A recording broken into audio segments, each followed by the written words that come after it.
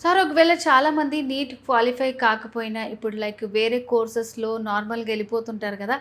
అట్లా ఇందులో కూడా ఎళ్ళడానికి మనకేమైనా అసలు ఎటువంటి దారి లేదు మేడం. నీట్ క్వాలిఫై అయితేనే ఎంబీబీఎస్, బీడీఎస్, వెటర్నరీ, హ్మ్. ఆయుర్వేదిక్, హ్మ్. యునాని, హ్మ్. Homeopathy okay. ఈ 5 కోర్సుల్లోకి నీట్ కంపల్సరీ క్వాలిఫై అవ్వాలి. ఓకే. ఎలాంటి దారులు లేదు. లేవన్నమాట. హ్మ్. కాకపోతే అని కొంతమంది చెబుతారు. అదన్నీ అబద్ధాలు. హుహు. సార్ ఇప్పుడు ఒక అకాడమీకి కాస్ట్ ఎంతవుతుందంటారు స్టూడెంట్స్‌కి?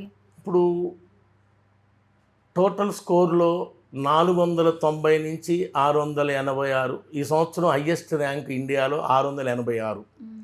ఒక్క అబ్బాయికి వచ్చింది, రాజస్థాన్ అబ్బాయికి. హ్మ్.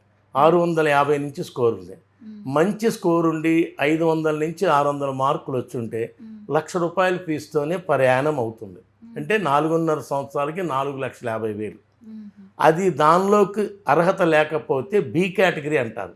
ఆ హ్మ్.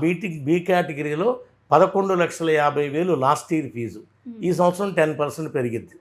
ఓకే. అది కూడా అర్హత లేకపోతే సి కేటగిరీ ఎన్ఆర్ఐ అంటారు. అది మినిమం 23,50,000 ఫీజు. హుహు. అంటే మీరు క్యాలిక్యులేట్ చేయండి, 23 కోట్ల రూపాయల పైన అవుతుంది. హ్మ్. ఓకే. సార్ ఇప్పుడు బయట చాలా కెరీర్ గైడెన్స్ సంస్థలు ఉన్నాయి. సో, వాటితో పోలిస్తే మీదెందుకు బెస్ట్ అని చెప్పాలంటారు? నేను ఫ్రీగా ఇస్తున్నాను. హ్మ్. నా దగ్గర సీట్ వచ్చిన వాళ్ళు ఉన్నారు రిఫరెన్సు. హుహు. Okay sir. సార్ ఇప్పుడు స్టూడెంట్ గానీ, పేరెంట్ గానీ రామ్ అకాడమీని చూజ్ చేసుకోవాలి అంటే వాళ్ళకేం చెప్తారు మీరు? మేడం నేను చెప్పేది ఒకటే, హ్మ్. ఎలిజిబుల్ స్టూడెంట్ ఎవరన్నా సంప్రదిస్తే, ఇప్పుడు సపోజు ఈరోజు ఫోన్లో 173 మార్కులు వచ్చిన మా అబ్బాయికి సీటు కావాలి, హ్మ్. రాదు. హ్మ్. అంత దూరం నుంచి వచ్చి మహబూబ్ నగర్ నుంచి వచ్చి ఇక్కడికి వచ్చి మనతో మాడిని చేసేది ఏం లేదు. హ్మ్. మనం చెప్పేది ఏంటంటే ఉన్నది ఉన్నట్టు చెబుతాం. దానిలోనే స్టూడెంట్స్ వస్తారు.